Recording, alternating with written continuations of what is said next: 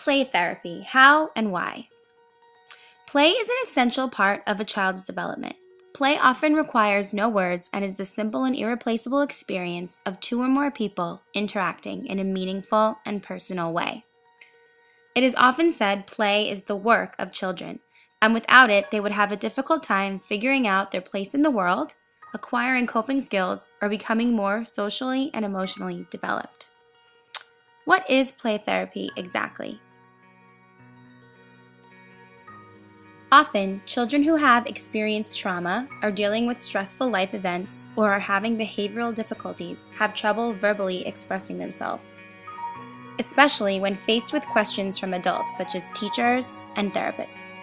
Play therapy provides a safe, fun environment where children are free to act out their worries and use materials to help express what might be bothering them. They also learn through their play ways to express themselves in a healthy way. The history of play therapy even dates back to the time of Sigmund Freud and his work with psychoanalytic therapy. Freud said play is a means by which the therapist and the child work toward resolution of the conflict and their common therapeutic goal.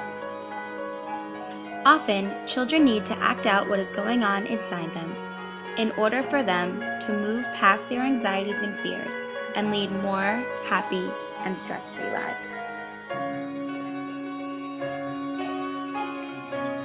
There are several different materials or strategies play therapists use when working with children. Real-life props, puppets, art supplies, sensory tables filled with water, sand, or other materials, and music.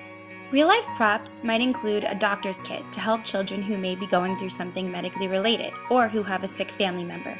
When children are in control of the situation, that is, they are playing the doctor, the play helps them feel calm and ease anxieties that surround the issue. Puppets allow children to project their feelings through a third party.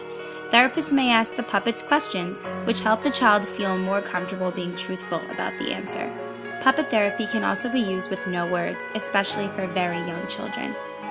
Often, drawing and painting eases anxieties, but also reveals something a child is struggling with that they might not otherwise express. Sensory tables are used for many reasons. For example, for children with new siblings, baby washing can help ease the stress of a new baby in the house. Children can learn to be gentle and caregivers to prepare for a new sibling. Sand tables are also used because of their soothing nature. Objects are often left in the sand table for children to arrange and then talk about their arrangement with their therapist. Children can connect to an adult through music, and it also helps children to feel calm or to feel free to work out some of their aggression through movement and dance. Typically, there are two major types of play therapy, directive and non-directive.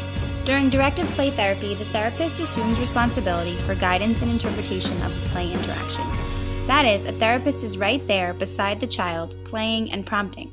This could include puppet play and interactive prop play. In non-directive play therapy, the therapist tends to leave the responsibility and the direction of the therapeutic process to the child. That is, the child is playing by his or herself, drawing, dancing, or working at a sensory table. A therapist may be nearby observing the behaviors and taking notes on the child's words and actions during his or her play. Children struggling with behavior at school or at home feel safe to act out their aggression in a play setting, whether it be with stuffed animals, toy cars, puppets, or other objects. Therapists get a chance to see the primary feelings of these children come to the surface and can better assess what's really going on. Play therapists note that children who are acting out, who have diagnoses such as ODD and conduct disorder, are often dealing with larger issues at home or in their social life that they may not otherwise speak about. Through play, the children can let it out without feeling ashamed or embarrassed. You can find out more at these websites or by watching YouTube videos where you can see play therapy in action. Here are some examples of play therapy that I've seen work in my own classroom throughout the years.